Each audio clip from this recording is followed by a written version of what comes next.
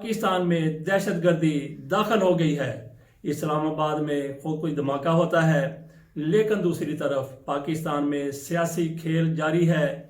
परवेज़ इलाही को नाअहल करार दिया जाता है, उनकी हुकूमत का खात्मा कर दिया जाता है। अदालत बैठती है, क्या फैसला करती है, इस पर हम बात करेंगे। आज़म स्वाति को थोड़ा सा रिलीफ मिला है, इस पर बात करेंगे। और फिर एक ऐसे शख्स को पाकिस्तान में बहुत बड़ा ओहदा दे दिया गया है जो कायदे आज़म को अहमक कहता था। बिस्मिल्लाहिर्रहमानिर्रहीम। गवर्नर पंजाब बलीगुर रहमान ने वज़ीर आला पंजाब चौधरी परवेज़ इलाही को डी नोटिफाई कर दिया। उनको वज़ारत आला से हटाने का हुक्म जारी कर दिया, नोटिफिकेशन जारी कर दिया। क्यों? इसलिए कि गवर्नर साहब ने हदायत की थी कि 48 घंटे के अंदर अंदर एतमाद का वोट ले लें, लेकिन परवेज़ इलाही ने एतमाद का वोट नहीं लिया। ये गवर्नर की तरफ से कहा गया और फिर उनकी तरफ से चीफ सेक्रेटरी को, पंजाब के चीफ सेक्रेटरी को हदायत की गई कि वो नोटिफिकेशन जारी कर दें। तो चीफ सेक्रेटरी की तरफ से भी वज़ीर आला चौधरी परवेज़ इलाही को ओहदे से हटाने का नोटिफिकेशन जारी कर दिया गया। इस चीज़ को लेकर, इस मामले को लेकर चौधरी परवेज़ इलाही हाई कोर्ट में चले गए।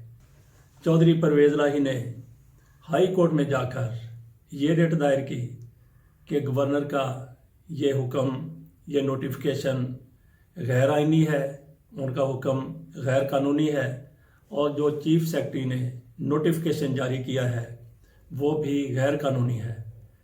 इसको गैर कानूनी करार दिया जाए। ये चौधरी परवेज़ इलाही ने अदालत में जाकर इस्तदा की थी। हाई कोर्ट का 5 रुकनी बेंच बैठता है।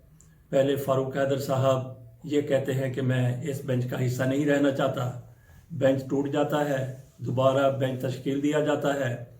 तो 5 रुकनी बेंच की तरफ से जो ये फैसला करना था, उस बेंच ने एक पंचायत की सूरत इख्तियार कर ली। उसकी तरफ से कहा गया कि हम मशरूत तौर पर इस आर्डर को मुअत्तल कर देते हैं। चौधरी साहब ये लिख कर दे दें कि ये असम्बलियाँ नहीं तोड़ेंगे अगली समात तक, अगले आर्डर तक। तो चौधरी परवेज़ इलाही थोड़ा सा पहले तो कसमस आए, लेकिन उसके बाद उन्होंने फिर ये लिख कर दे दिया कि अगली समात तक, अदालत के अगले हुक्म तक मैं असम्बलियाँ नहीं तोड़ूंगा, मैं असम्बली नहीं तोड़ूंगा। ये चौधरी परवेज़ इलाही साहब की तरफ से लिख कर दे दिया। ये लोग गए थे वहाँ पे उस आर्डर को गैर कानूनी करार दिलवाने के लिए, लेकिन आए वहाँ पे ये लिख के हम असम्बलियाँ नहीं तोड़ेंगे। इसके बाद फिर हाई कोर्ट की तरफ से, इस बेंच की तरफ से, जिसको आप सालसी बेंच कह सकते हैं, पंचायती बेंच कह सकते हैं, और समात 9 जनवरी तक मुलतवी कर दी। ये यहाँ पे ये सवाल भी पूछा जाना चाहिए कि इतनी लंबी समात क्यों मुलतवी की गई। ये भी देख लेना चाहिए कि ये 9 जनवरी किस साल की है, 2023 की है या फिर 2024 की है।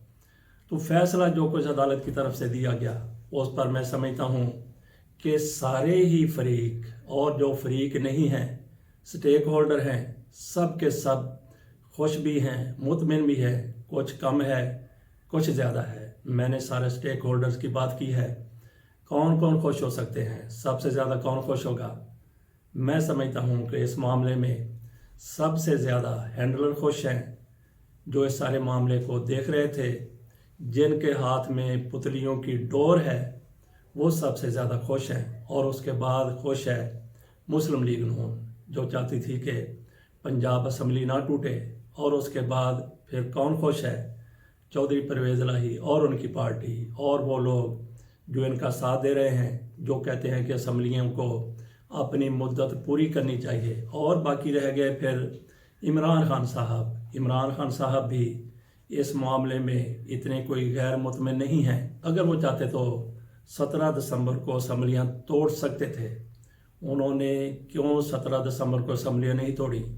कुछ लोगों को वो एक्सपोज करना चाहते थे, कुछ ऐसी गुफ्तों को वो सामने लाना चाहते थे जो इस सारे ड्रामे के पीछे हैं, और वो जिस तरीके से इन लोगों को बेनकाब करना चाहते थे, उनको बड़ी महारत के साथ इमरान खान बेनकाब कर रहे हैं। बाकी चौधरी परवेज़ इलाही वो अगर असम्बली तोड़ना चाहते तो उनके पास बेहतरीन मौका वो था असम्बली तोड़ने का, जब ये लोग ये मामला हाई कोर्ट में ले गए। जैसे मामला हाई कोर्ट में जाता है, उससे कबल ही मुस्लिम लीग नून की तरफ से अदम एतमाद की तहरीक जो चौधरी परवेज़ इलाही के ख़िलाफ़ थी वो वापस ले ली जाती है।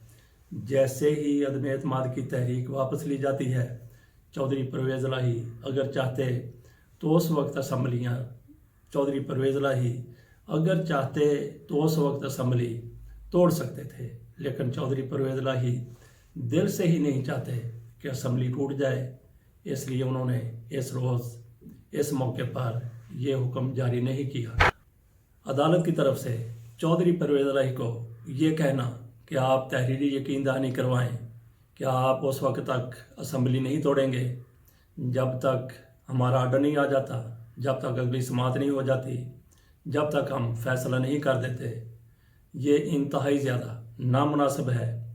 एक बंदे के पास अगर इख्तियार है और कानूनी तौर पर वो अपने इख्तियार को इस्तेमाल करना चाहता है, ये चौधरी परवेज़ इलाही का या किसी भी वज़ीर आला का हक नहीं है, ये इख्तियार है। इख्तियार और हक में थोड़ा सा फ़र्क है। इख्तियार वो है जो आप पूरी कुव्वत के साथ इस्तेमाल कर सकते हैं। आइन ने आपको मैंडेट दिया है, आप अपना इख्तियार किस तरीके से सरेंडर कर सकते हैं। कोई भी कैसे कह सकता है कि अपना इख्तियार सरेंडर कर दें, क्यों कर दें। और फिर परवेज़ इलाही की तरफ से इंतहाई बुज़दिली का मुजाहरा किया गया है, जो उन्होंने लिख कर दे दिया कि हाँ मैं अपना इख्तियार सरेंडर कर रहा हूँ। उनको चाहिए था कि ठीक है, आपने जो भी फ़ैसला करना है आप फ़ैसला करें, लेकिन मैं अपना इख्तियार कोई भी इख्तियार छोड़ने के लिए तैयार नहीं हूँ।